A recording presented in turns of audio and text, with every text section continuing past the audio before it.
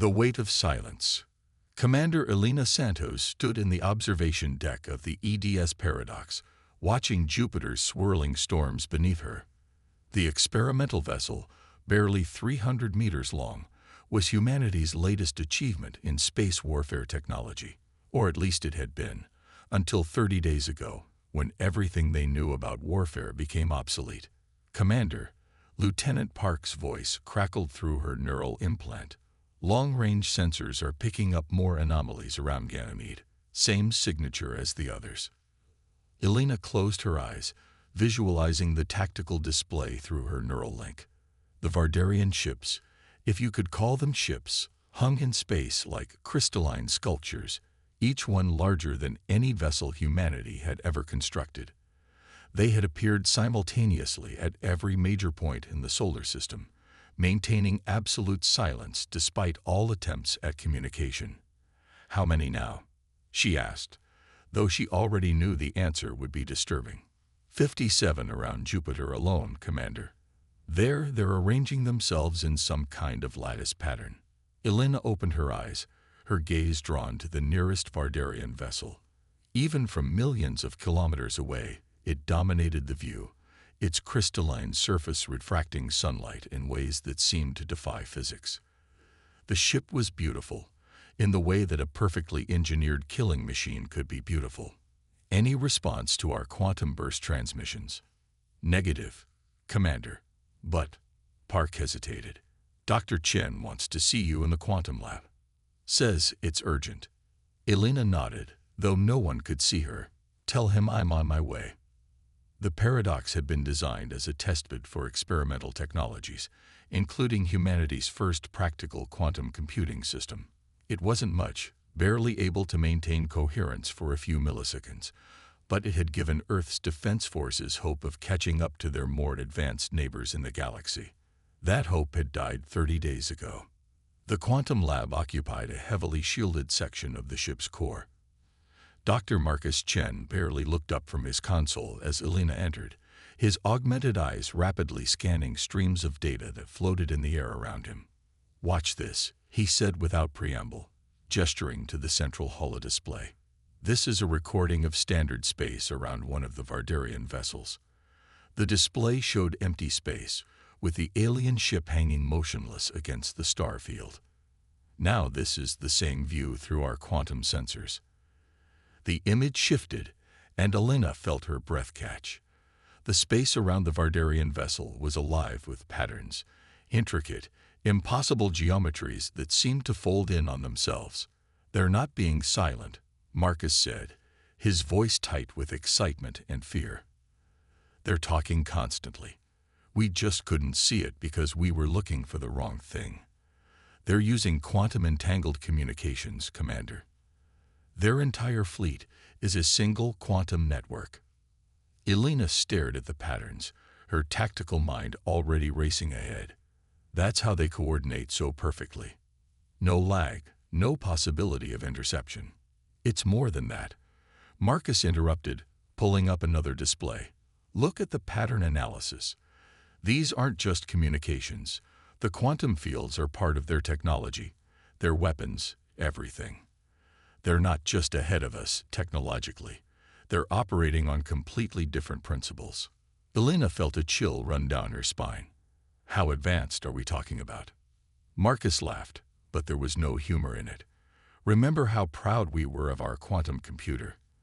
Their ships are quantum computers. The crystalline structure, the geometric arrangements. They're not for show. They're macro-scale quantum devices."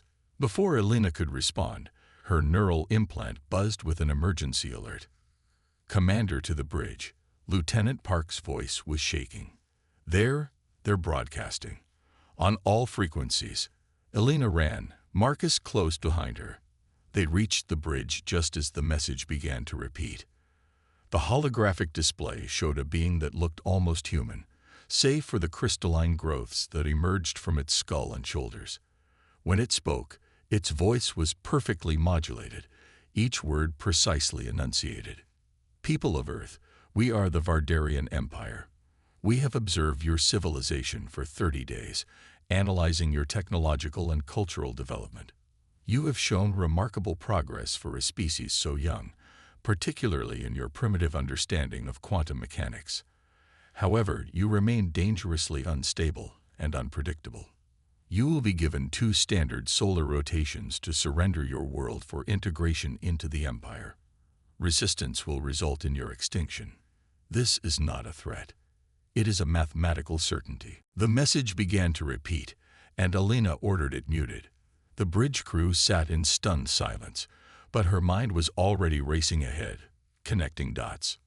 "Marcus," she said slowly, "you said their entire technology is based on quantum principles."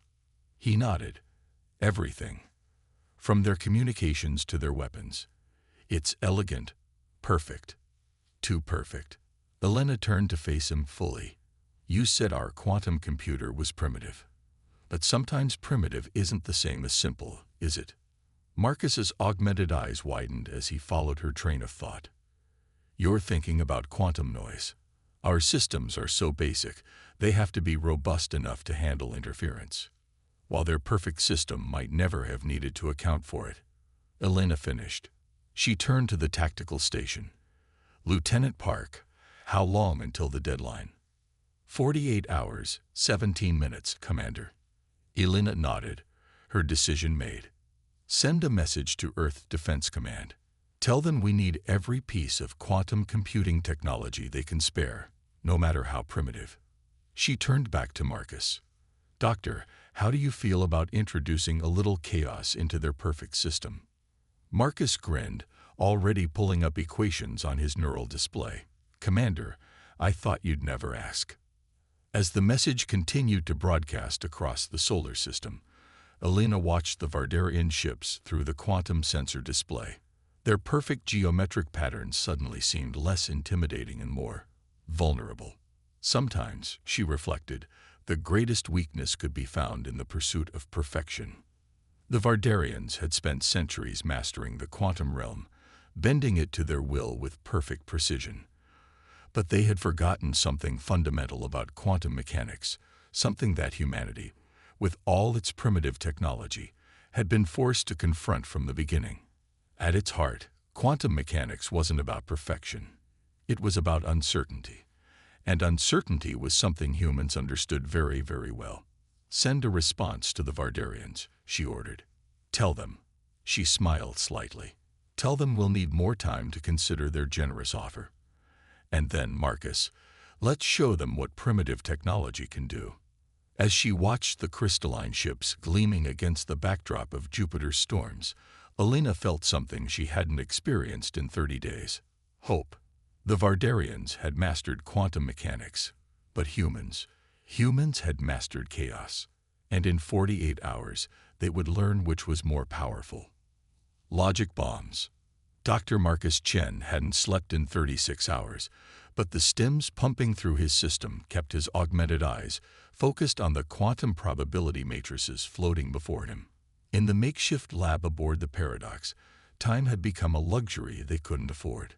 "The 7th test is ready," he announced, his fingers dancing through holographic controls. Initiating quantum noise burst in 3, 2, 1. On the main display, a small drone released a carefully calibrated pulse of quantum interference. The target was a piece of Vardarian technology, a fragment of crystal recovered from their initial probes of Earth's defenses. As the quantum noise wave hit, the crystal's perfect lattice structure began to fluctuate. Energy variance at 12%, Lieutenant Park reported from her station.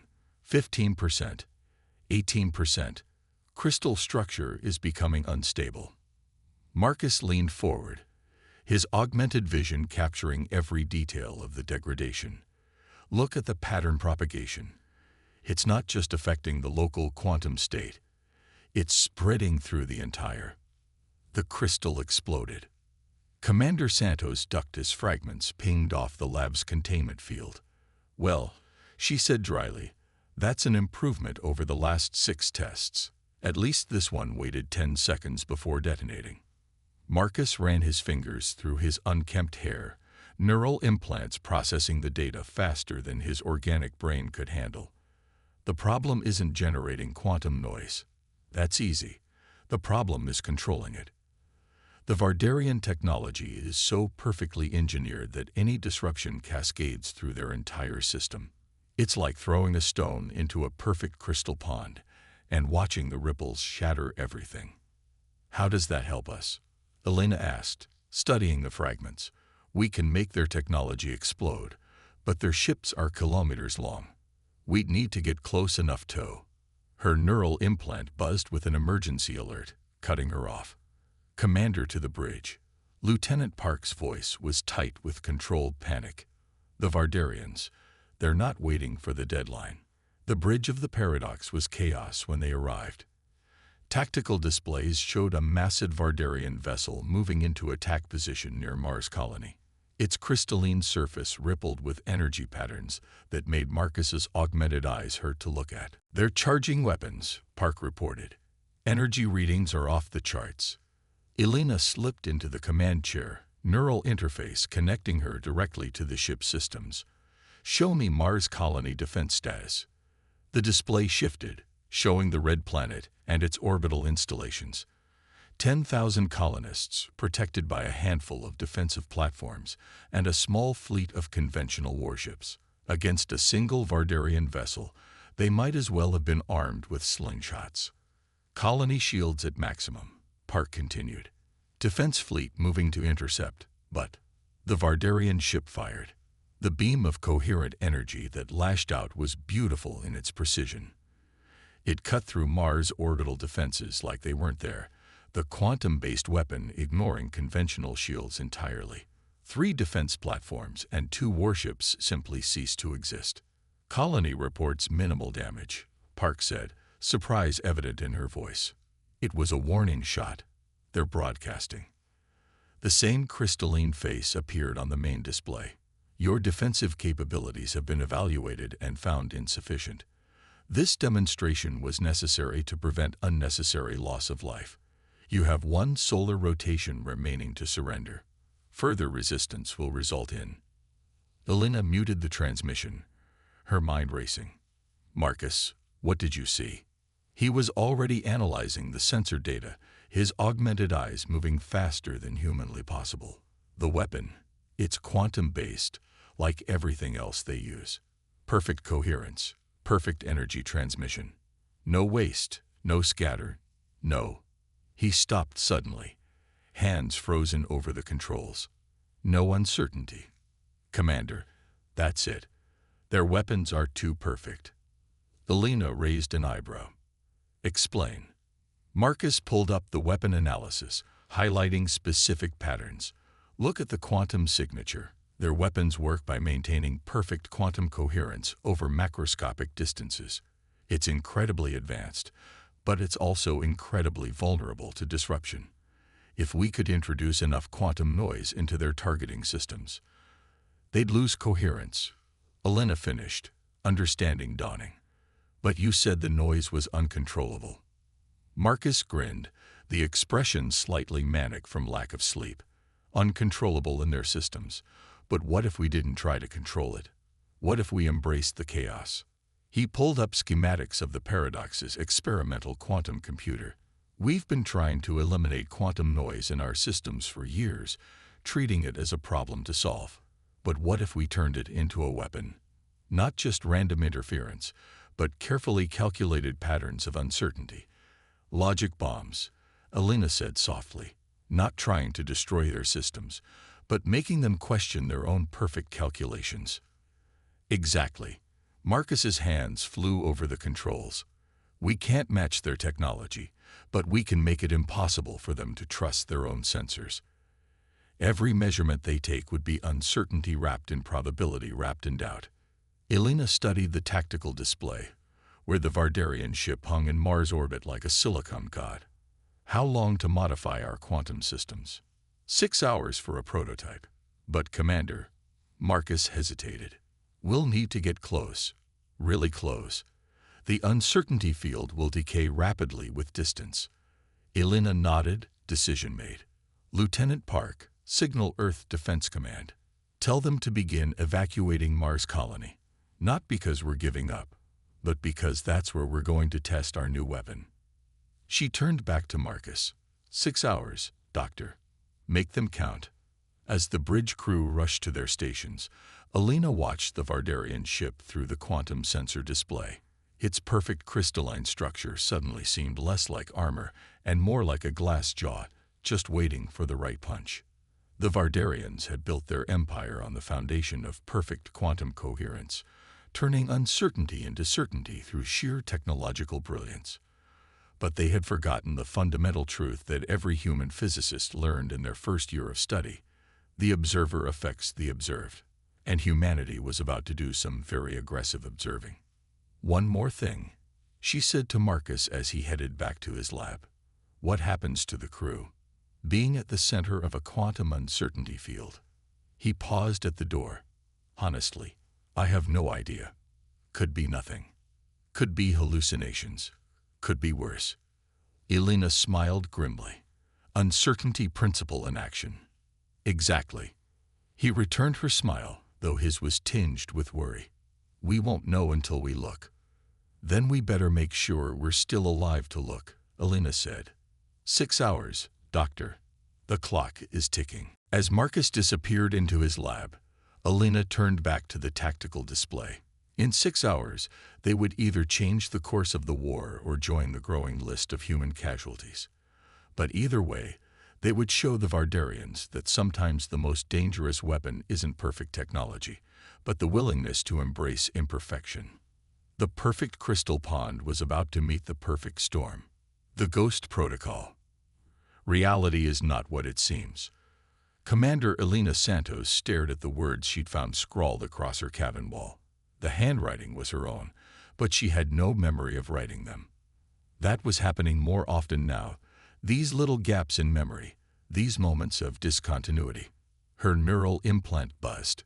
"Commander," Lieutenant Park's voice seemed to come from very far away. "We're approaching optimal range for the test." Elena shook her head, forcing herself to focus. "On my way." The bridge of the paradox felt different now. The quantum uncertainty generator had been running for less than 12 hours, and already the walls seemed to breathe. Or maybe that was just her perception of them. The line between objective reality and subjective experience had become uncertain. "Status report," she ordered, settling into the command chair. "Vardarian dreadnought maintains position near Mars colony," Park reported, her voice steady despite the slight tremor in her hands. "They're conducting regular sensor sweeps but haven't detected us yet. Quantum field is holding at 89% efficiency." Dr. Marcus Chen looked up from his station, his augmented eyes glowing in impossible color. "The uncertainty bubble is performing better than expected. According to our sensors, we simultaneously exist and don't exist at any given moment." Schrödinger would be proud. "And terrified," Elena muttered.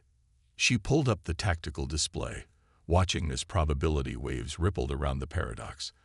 The ship's quantum field generator wasn't just masking their presence, it was making them a quantum superposition, a ghost in the machine of reality. "Begin approach vector," she ordered. "Nice and slow. Let's see just how blind they are."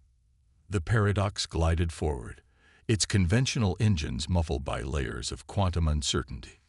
The Vardarian ship grew larger in their view, its crystalline surface reflecting the light of Mars like frozen fire. 5,000 kilometers, Park announced. Still no reaction. 3,000 kilometers. 1,000 kilometers. They were close enough now to see individual details of the alien vessel's structure, close enough to see the energy patterns rippling through its lattice-like hull, close enough to die if their gambit failed. "Commander," Marcus's voice was strained. "You need to see this." Elena looked at the sensor data he was forwarding and felt her breath catch. The quantum field wasn't just hiding them. It was starting to affect the Vardarian ship. Tiny fluctuations in its perfect crystalline structure, microscopic uncertainties multiplying like fractures in ice. "It's working," she whispered. "Their quantum coherence is." "Commander," Park's shout cut through the bridge. "Energy spike. They're charging weapons." Elena's tactical training took over. Evasive maneuvers, full power tow. The Vardarian beam lanced out, a perfect spear of coherent energy, and passed straight through the space where the paradox had been, or was, or would be. The quantum field wrapped reality around them like a cloak, making their exact position a matter of probability rather than certainty. Impossible, Marcus breathed, staring at his readings. They fired directly at us, but the uncertainty field made their targeting solution meaningless. You can't hit what you can't measure. Elena allowed herself a small smile. Send the data to Fleet Command. Tell them. She stopped, staring at her hands. For a moment, they seemed to exist in multiple places at once, leaving trailing afterimages in the air. Around the bridge, other crew members were showing signs of similar quantum displacement. Marcus, she said carefully, what's happening to us? He checked his instruments, his augmented eyes flickering between wavelengths. The field is affecting our neural patterns. We're becoming quantum observers of our own quantum state. The implications are concerning. Define concerning. Reality is subjective at the quantum level, he explained. By existing in a state of quantum uncertainty, our consciousness is. He struggled for words. We're becoming uncertain. As if to emphasize his point, Elena noticed that the tactical display now showed 3 different versions of the Vardarian ship, each equally real and unreal. She blinked, and they merged back into one. Mostly. How long until it becomes debilitating? Marcus's laugh had an edge of hysteria. That's the thing about uncertainty. We won't know until we observe it. And the act of observation changes the result. The Vardarian ship fired again, multiple beams this time, trying to saturate the space around them with energy. Each shot passed through probability shadows, hitting nothing but vacuum and quantum noise. They're adapting, Park reported. Energy patterns are shifting. They're trying to compensate for the uncertainty. Elena nodded, ignoring the way her head seemed to move through multiple timelines at once. Then we push harder. Marcus, increase field strength to maximum. Let's show them what true uncertainty looks like. Commander, Marcus warned. At that level, the psychological effects are better than being dead, she finished. Do it. The quantum field surged, and reality shifted. The bridge seemed to expand and contract, like a breathing thing. Crew members flickered between states of existence, their consciousness spread across probability waves. Elena felt her own thoughts fragmenting, splitting into parallel streams of maybe and might be. But through the quantum haze, she saw the effect on the Vardarian ship. Its perfect crystalline structure was beginning to show signs of stress, microscopic imperfections spreading like cracks in a mirror. Their perfect quantum technology, confronted with raw uncertainty, was starting to fail. Multiple energy signatures, Park's voice echoed strangely, as if coming from several slightly different versions of herself. They're firing their weapons randomly. Can't establish targeting lock. Their entire system depends on quantum coherence, Marcus explained, his words leaving visible ripples in the air. We're introducing so much uncertainty that their technology is starting to question its own existence. You can't maintain perfect quantum states in an imperfect universe. Elena watched as the mighty Vardarian ship began to drift, its perfect geometric patterns dissolving into chaos. They had done it. They had found the flaw in the enemy's perfection. But as she looked at her hands again, seeing them phase in and out of reality, she wondered about the cost. The quantum uncertainty field had given them a weapon against the Vardarians, but it was changing them in the process, making them something other than purely human. Reality is not what it seems, she muttered, suddenly remembering writing those words on her cabin wall. Or would write them, or had always written them. The Vardarian ship retreated, its crystalline surface now marred with imperfections. They had won their first real victory against the alien invaders. But as Elena looked at her crew, seeing the quantum shadows in their eyes and the uncertainty in their movements, she knew that victory had come at a price. They had weaponized uncertainty itself, and in doing so had made themselves uncertain. The question now was whether they could hold on to their humanity long enough to save it. "Send word to Fleet Command," she ordered, her voice echoing across probability waves. "Tell them we have a weapon. And tell them we need volunteers, people willing to become ghosts to fight gods."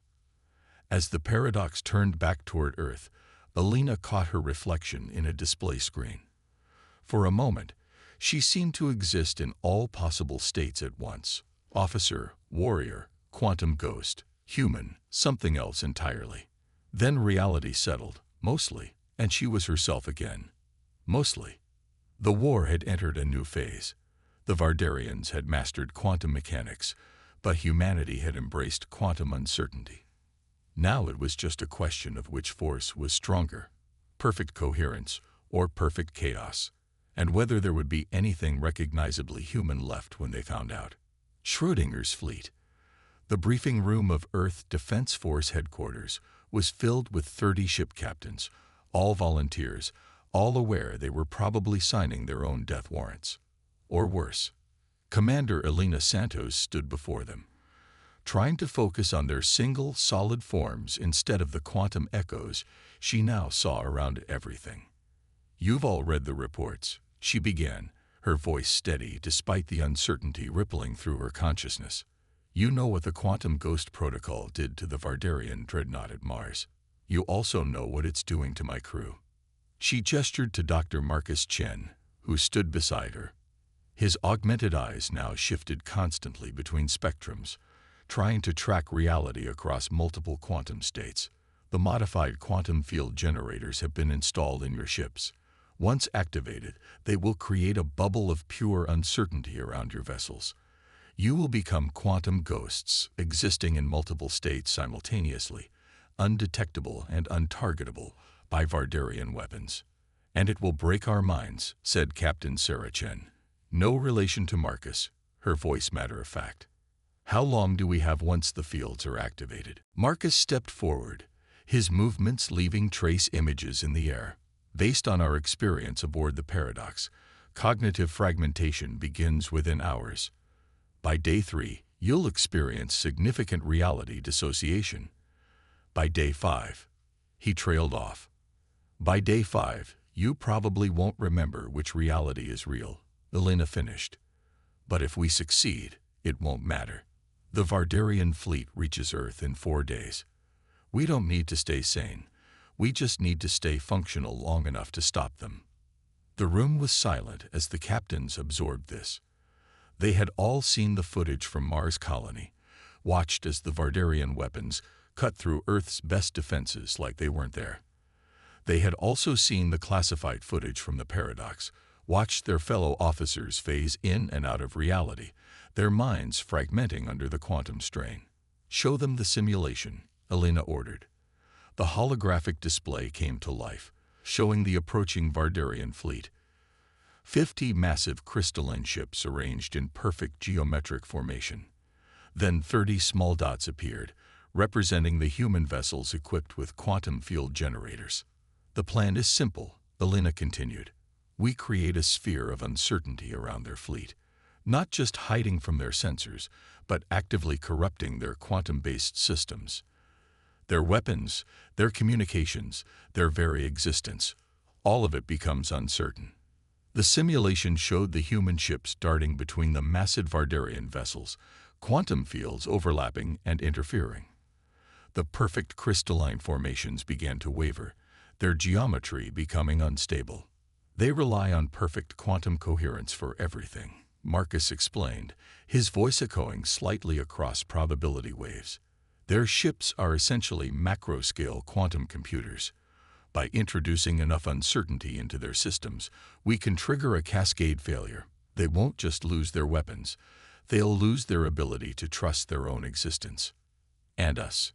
Captain Chen asked. "What happens to us when we're at the center of that much quantum uncertainty?" Alina met her gaze steadily. "Unknown. Possibly nothing. Possibly everything. That's the nature of uncertainty."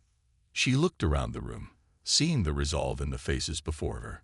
These were Earth's best officers, volunteering for a mission that would either save humanity or transform them into something no longer human. "I won't lie to you," she said. "This is a suicide mission, one way or another. Either we die trying, or we succeed and lose our minds in the process. But it's the only chance Earth has." Captain Chen stood, her face set. "When do we begin?" The next 3 days were a blur of preparation and increasing quantum dissociation.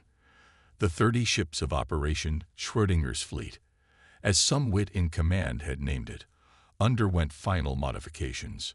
Crews said goodbyes to families they might never see again, or might not recognize even if they did. Elena spent the time fighting to maintain her grip on singular reality, watching as her crew slipped further into quantum uncertainty. Lieutenant Park now carried on conversations with multiple versions of herself. Navigator Rodriguez plotted courses through probability space, seeing paths that existed only in quantum superposition. But it was Marcus who worried her most.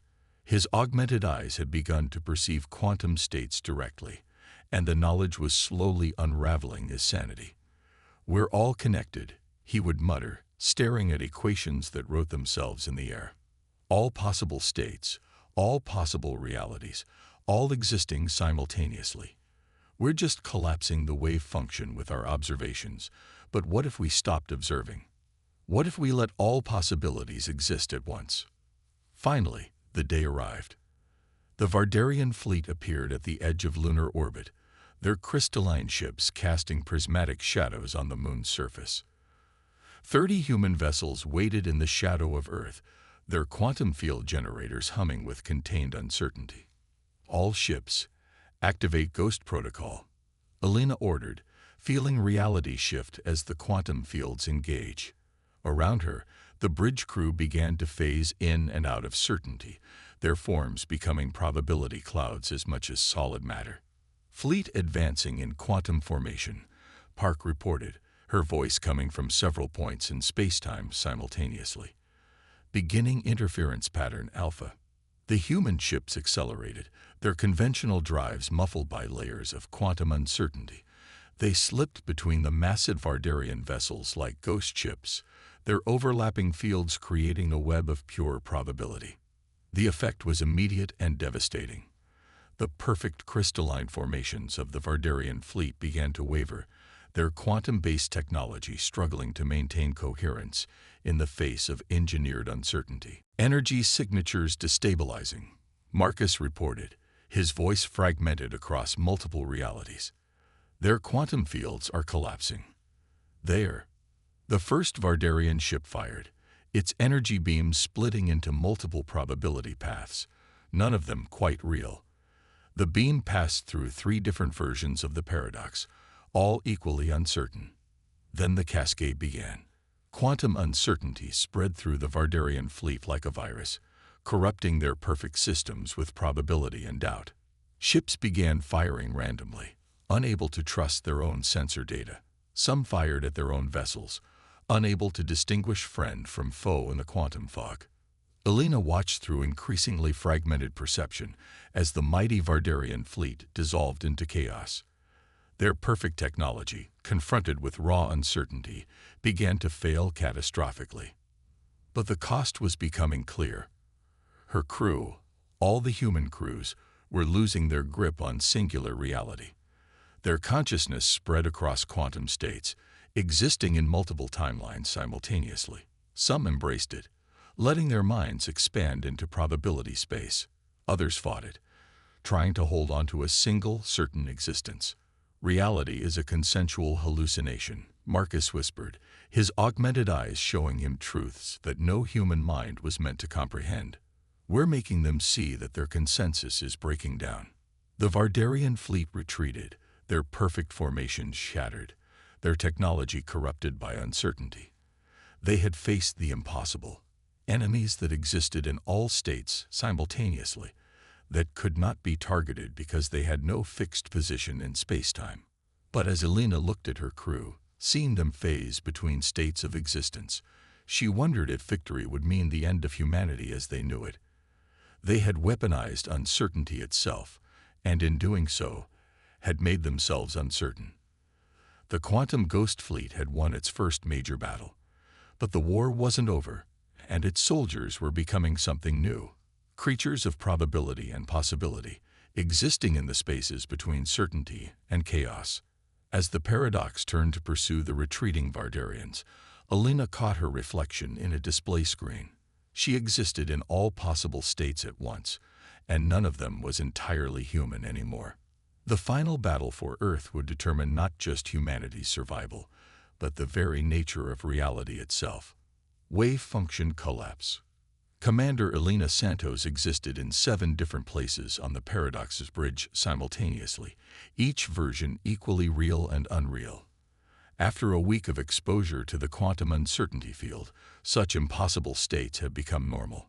What worried her was that she could no longer remember which version of herself had started this journey. Vardarian flagship detected, Lieutenant Park announced, her voice rippling across probability waves. They're doing something new. The tactical display showed the massive alien vessel, its once perfect crystalline surface now marred with quantum fractures.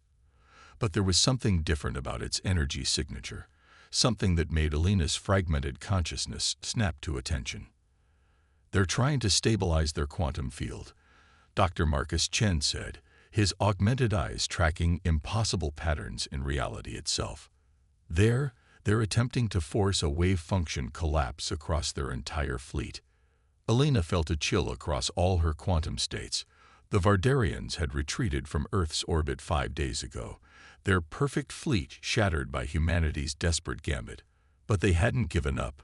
They'd been adapting. All ships, battle stations, she ordered, her multiple voices overlapping in quantum harmony.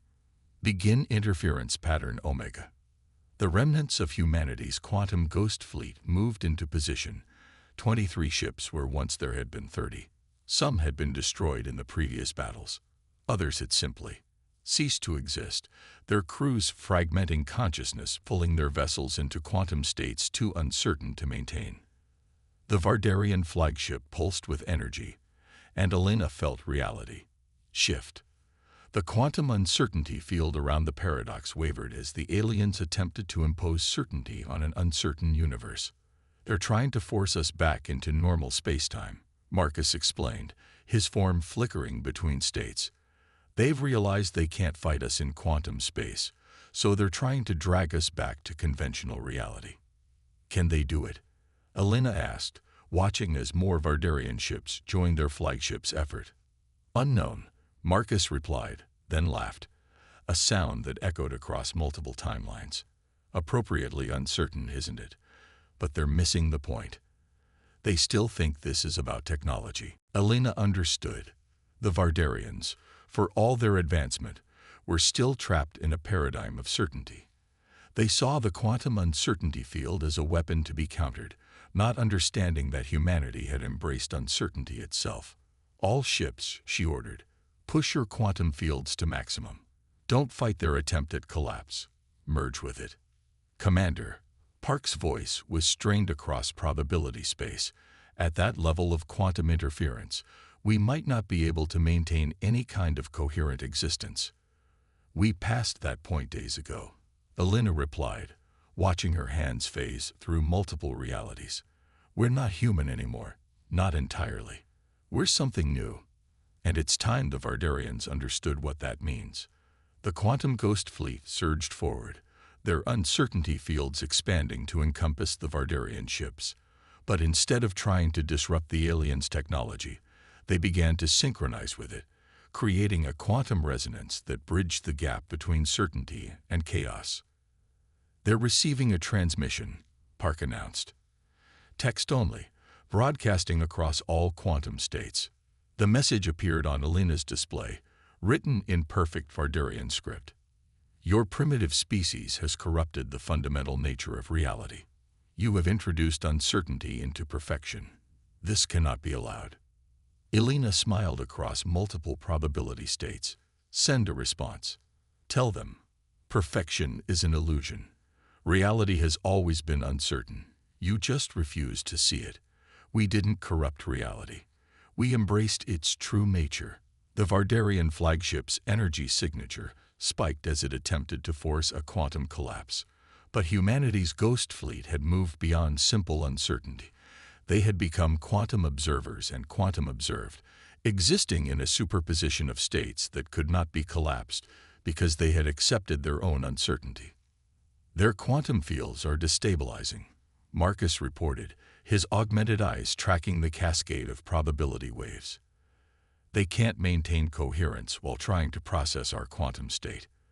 Their perfect system is being forced to acknowledge its own imperfections. The effect spread through the Vardarian fleet like a revelation. Their attempts to impose certainty on an uncertain universe backfired, creating a feedback loop of quantum probability that their technology couldn't process. Ships began to flicker between states of existence, their perfect crystalline structures unable to maintain coherence in the face of fundamental uncertainty. "They're retreating," Park announced, her quantum echoes overlapping with mounting excitement. Multiple ships are initiating emergency translations to normal space. Elena watched as the mighty Vardarian fleet, unable to comprehend or counter humanity's embrace of uncertainty, began to withdraw. Their perfect technology, confronted with the true nature of quantum reality, had failed them. But victory had come at a price. The human fleet hung in space, their crews existing in quantum superposition, their very consciousness spread across multiple states of reality. They had won by becoming something new, creatures of probability and possibility, existing in the spaces between certainty and chaos. "Send word to Earth," Elena ordered, her voice echoing across quantum states. Tell them we've won. Tell them humanity is safe." She paused, looking at her quantum-fractured crew, "and tell them what it cost." As the Vardarian fleet retreated into normal space, Elena caught her reflection in a display screen. She existed in all possible states at once: officer, warrior, quantum ghost, human, something more than human. The uncertainty field had changed them, transformed them into beings who could exist in the quantum realm. "We're receiving a final transmission from the Vardarian flagship," Park reported. The message was brief. "You have shown us uncertainty. We do not understand." Elena's response was equally brief. "Understanding uncertainty is what made us strong. Perfect certainty is the greatest weakness." As the last Vardarian ship disappeared from quantum space, Elena looked at her crew. Beings of probability and possibility, their consciousness expanded beyond simple human perception. They had saved Earth, but they could never return to what they had been. They were the first of something new, quantum humans, existing in the space between certainty and chaos. "Reality is not what it seems," she said, her voice rippling across probability waves. "It never was. We just finally learned to see it truly." The quantum ghost fleet turned toward Earth, their crews forever changed by their encounter with true uncertainty. They had weaponized quantum mechanics and become something more than human in the process. The war was over, but the transformation had just begun. In the end, humanity had defeated the Vardarians, not through superior technology or military might, but by embracing the fundamental uncertainty of existence itself. They had shown the galaxy that true strength lay not in perfect coherence, but in the ability to exist in all states at once, to be both particle and wave, certain and uncertain, human and something more. The universe, after all, had never been about certainty. It had always been about possibility.